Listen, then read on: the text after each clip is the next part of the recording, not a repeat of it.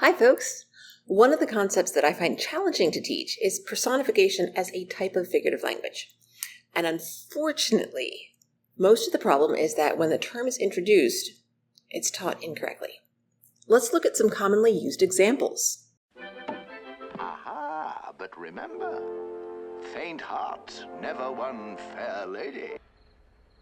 You are a toy!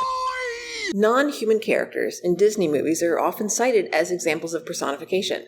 However, this is not personification. This is anthropomorphism. That's a word you may not be familiar with, but before I give you the definition, let's look at another popular example.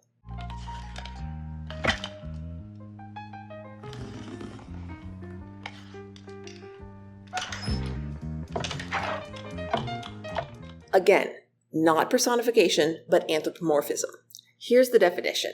Anthropomorphism, ascribing human characteristics to non-human things.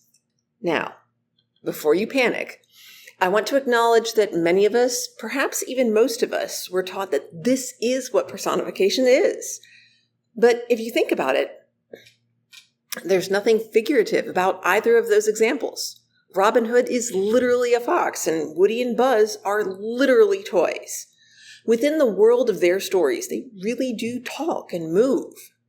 What makes this so confusing is that personification is also used, typically in mythology or fantasy, to mean the embodiment of a concept in the form of a human or humanoid. In Greek mythology, for example, Aphrodite is the personification of romantic love, while Ares is the personification of war.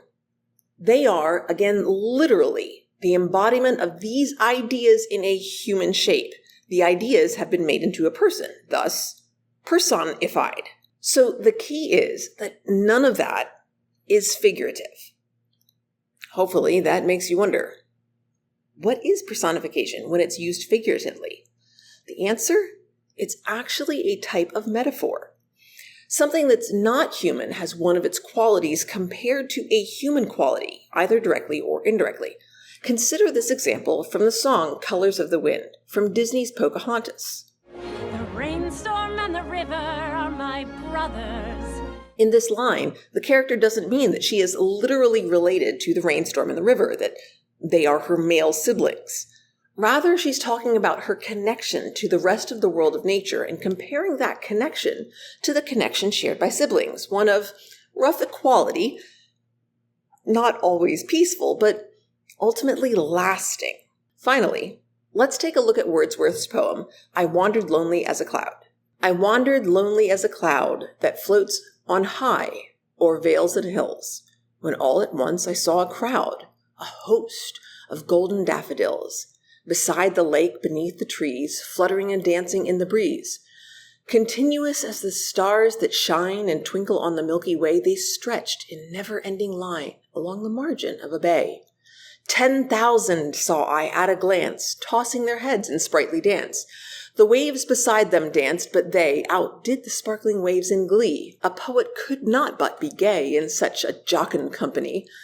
I gazed and gazed, but little thought what wealth the show to me had brought, for oft, when on my couch I lie, in vacant or in pensive mood, they flash upon that inward eye which is the bliss of solitude. And then my heart with pleasure fills, and dances with the daffodils. In the second stanza, dancing in the breeze is personification.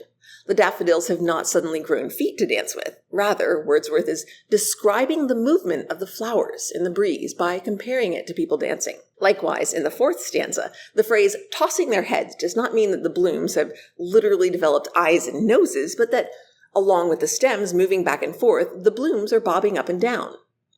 And in the following couplet, the poet says they outdid the sparkling waves in glee, though glee is a feeling, and neither the waves nor the flowers are actually showing emotion. It's just that the poet is describing their bright color and their movement by comparing it to the happiness and delight that people sometimes experience. Ultimately, the key for personification as figurative language is, does the writer describe something that is literal in a creative, imaginative way, that's the figurative part, by creating a connection or comparison to a human quality? That's what makes it personification. I hope this was helpful for you. If you have any questions, please let me know down in the comments. And if you have other examples, I'd love to see them there.